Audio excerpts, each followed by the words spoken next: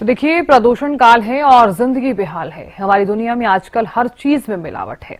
खाने वाले खाने से लेकर पीने से पानी तक सब कुछ मिलावटी होता जा रहा है। लेकिन आज तक कम से कम इस बात का सुकून ये था कि जिस हवा में हम सांस लेते हैं उसमें कोई मिलावट नहीं है। ऐसा हम इसलिए कह रहे हैं क्योंकि ग्रेड 4 जो है वो लागू करने के बाद भी पॉल्यूशन जो है वो बेकाबू होता हुआ नजर आ रहा है। हरियाणा के कई इलाकों में AQI लेवल जो है वो बेहद खराब श्रेणी में दर्ज किया गया है।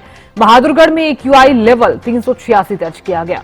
चरखी दादरी में AQI लेवल 340 दर्ज किया गया है। तो गुरुग्राम की अगर हम बात करें तो AQI लेवल 328 दर्ज किया गया है। धारूहेड़ा में 328 दर्ज किया गया है। तो देखिए, जो पॉल्यूशन है वो लगातार बढ़ता हुआ नजर आ रहा है। दिल्ली NCR में तो हालात ये देखे जा रहे हैं कि बढ़ते पॉल्यूशन के बीच स्कूल तक बंद कर दिए गए हैं और यही वजह है कि लोग काफी ज्यादा परेशान भी नजर आ रहे हैं। बाहर निकल रहे हैं अगर लोग तो खुद को असुरक्षित और साथ ही साथ लोगों को कई तरह की जो प्रॉब्लम्स है वो देखने को मिल रही हैं। वाहन चालक जो हैं वो काफी ज्यादा परेशान इसलिए नजर आ रहे हैं क्योंकि पॉल्यूशन लगातार बढ़ता हुआ नजर आ रहा है। आंखों में भी जलन हो रही है और साथ ही साथ स्किन इन्फेक्शन जैसी जो समस्याएं हैं वो भी लोगों को देखने को मिल रही हैं।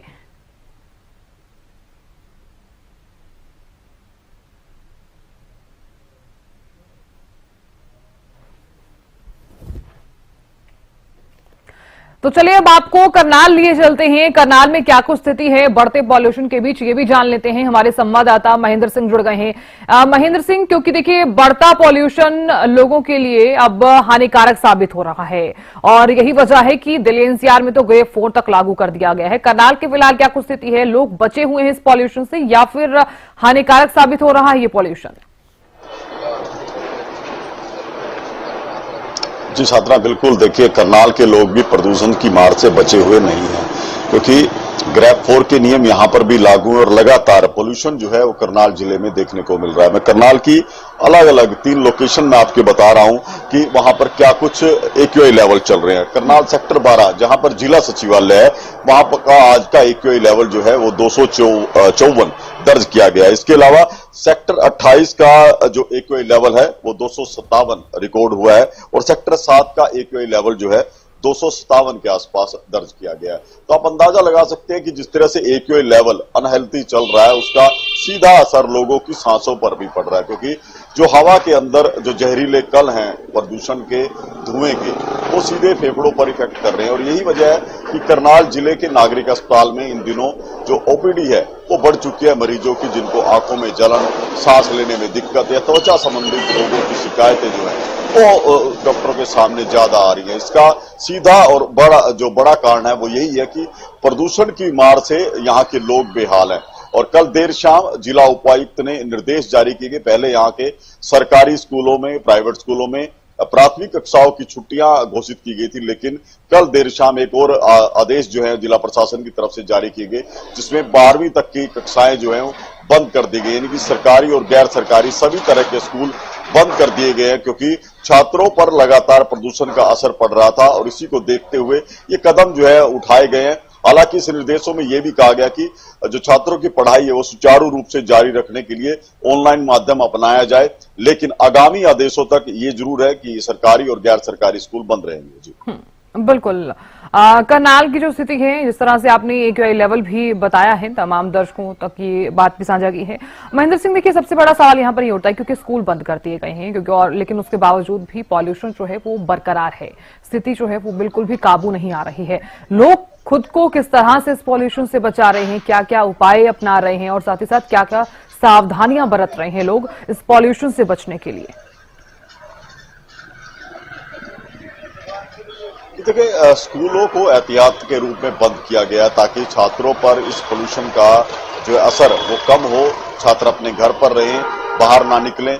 ये एक एहतियातन कदम है, लेकिन इससे प्रदूषण के लेवल पर कुछ असर पड़ेगा ये कहा नहीं जा सकता क्योंकि प्रदूषण जो के लेवल जो बरकरार हैं वो लगातार इसी तरह से चल रहे हैं। हालांकि कुछ सुधार जरूर आया था कल देर शाम के बाद कि जिस तरह से परिस्थितियां बीते एक हफ्ते से बन रही थी कि शाम के समय आंखों में जलन की शिकायतें लोगों द्वारा की जाती थी, वो कल शाम देखने को नहीं मिला। लेकिन जिस तरह से एक्यूआई लेवल अब सुबह के मिले हैं कि 257 के आसपास एक्यूआई लेवल चल रहा है, तो साफ इंडिकेशन है कि अभी भी आबो हवा जो है वो काफी जहरीली है। इसको देखते हुए जो डॉक्टर्स की तरफ से हिदायत दी गई है कि जो लोग बाहर जाते हैं वो मास्क लगाकर जाएं। इसके अलावा जो वो दोपहिया वाहन चालक है वो आंखों में चश्मा जरूर लगाए, क्योंकि इसका जो इफेक्ट है, जो धुएं के और धूल के कण है उसका आंखों के ऊपर होता है, तो उससे बचने के लिए मास्क और गोगल्स का इस्तेमाल करें। और किसी तरह का इन्फेक्शन होता है तो वो डॉक्टर से सलाह कर सकते हैं, क्योंकि अभी जिस तरह से मामले ओपीडी में आए उनमें सबसे ज्यादा फेफड़ों के संक्रमण की आए हैं, जिसकी सीधी और बड़ी वजह पोल्यूशन ही है। तो ऐसे में लोग भी अपने स्तर पर कुछ प्रबंध कर सकते हैं। इसके अलावा अपने घरों के बाहर निरंतर रूप से जो है पानी का छिड़काव करें, ताकि धूल का प्रभाव जो है वातावरण में कम से कम हो। और किसानों के लिए भी वही एडवाइजरी जारी है कि किसी तरह के फसल अवशेषों में या घास फूस को आग के हवाले ना करें।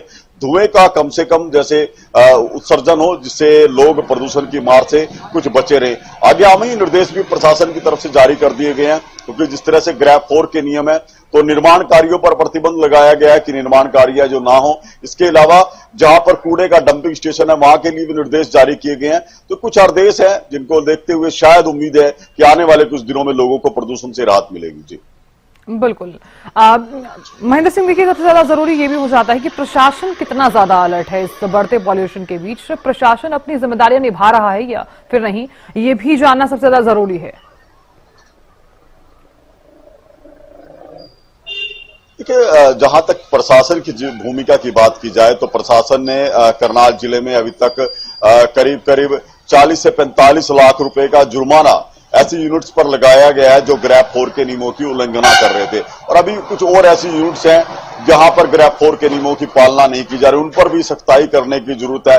और जिस तरह से कोर्ट ने भी फटकार लगाई थी कि पहले यहां पर प्राइमरी स्कूलों को बंद किया गया था, तो सवाल उठाया गया था क्या जो बड़ी कक्षाओं के छात्र हैं उनके फेफड़ों पर प्रदूषण का असर नहीं होगा। उस फटकार के बाद देखने को मिला कि कल करनाल के जिला प्रशासन ने जो है 12वीं तक की कक्षाओं को बंद किया गया है। तो प्रशासन अभी उतना सतर्क नजर नहीं आ रहा कि जितना सतर्क उसको होना चाहिए, क्योंकि जब जिस मामले में प्रदूषण को लेकर कोर्ट सख्त संज्ञान ले रहा है उस पर पहले ही प्रशासन की तरफ से ये एक्शन लिया जाना चाहिए था।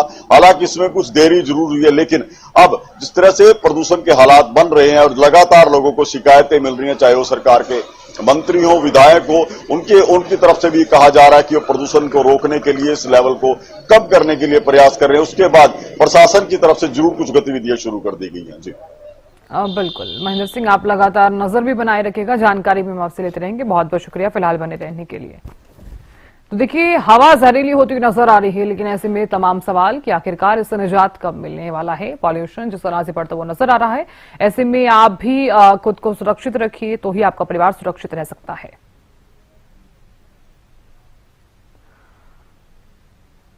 रुक रहे हैं छोटे से ब्रेक के लिए, जल्द हाजिर होंगे खबरों